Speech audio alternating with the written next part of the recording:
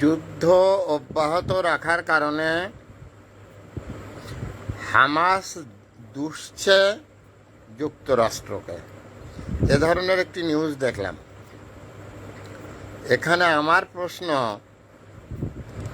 Hamas থেকে যারা কথা বলছেন, আপনারাই প্রথমে ইসরায়েলকে আক্রমণ করেছিলেন, তাদের থেকে অনেক লোকজন কট করে আপনারা আপনাদের নিয়ন্ত্রণে বন্দি করে রেখেছিলেন। শুরুটা ঠিক এভাবেই হয়, এরপরে অনেক জল ঘোলা হয়েছে, অনেক কাঠখড় পুড়িয়ে অনেক ঘটনার জন্ম নিয়েছে। রিসেন্টলি আর একটা নিউজ দেখলাম, ভারতের পার্লামেন্টে ওআইসি সাহেব বললেন জয় ফিলিস্তিন। ভারতীয় পার্লামেন্টে শপথ নিচ্ছেন, জয় ফিলিস্তিনের সাথে কি সম্পর্ক তাও আমি জানি না, আমার মাথায় এটা কাজ করে না। আর যারা দূর থেকে জয় ফিলিস্তিন করেন, ফিলিস্তিনের জন্য আপনাদের অরিজিনাল কর্মকাণ্ড কতটুকু সেটাও জানি না। আর হামাস যখন প্রথমে ইসরায়েলকে আক্রমণ করলো, সেদিন আপনাদের কোনো বক্তব্য আমি শুনিনি। সো আমার এই যে ওআইসির যে আপনার পার্লামেন্টারিয়ানের যে শপথ নেওয়ার সময় যে জয় ফিলিস্তিন বললেন, এটা আমার মনে হয় যথেষ্ট ঠিক হয়নি বলে আমার ধারণা। আর যে সমস্ত হুজুররা আমাদের দেশে বলেন ইসরায়েলি কোনো পণ্য কেনা যাবে না, এই হুজুররাও মনোকষ্টে ভুগছেন, বাট এনাদের কিছু করার নেই। তাহলে কি করতে হবে? তাদের কোনো জিনিস কেনা যাবে না।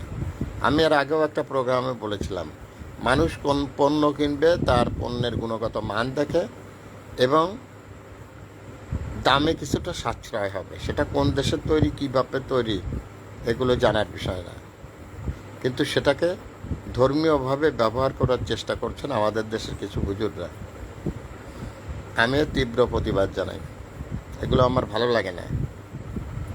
আর একটা কথা কি, পৃথিবীটাকে সবাই মিলেমিশে বাস করতে হবে, প্রেম দিয়ে ভরে দিতে হবে এই পৃথিবীকে।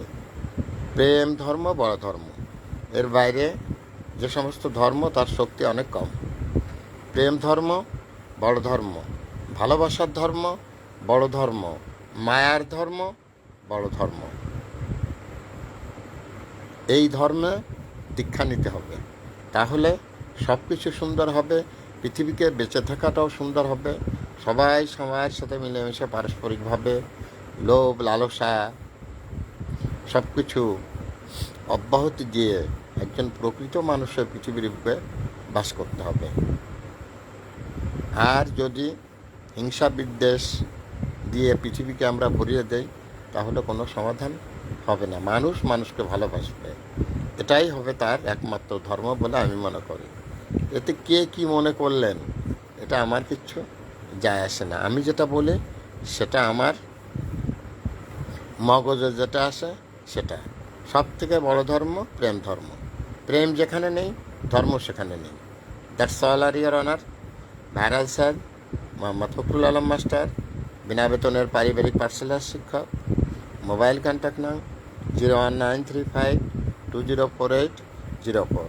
এটা আমার বিকাশেরও নাম্বার। আমি একটি বিনা বেতনের পারিবারিক পাঠশালার শিক্ষক। সবাই সুস্থ থাকবেন, ভালো থাকবেন,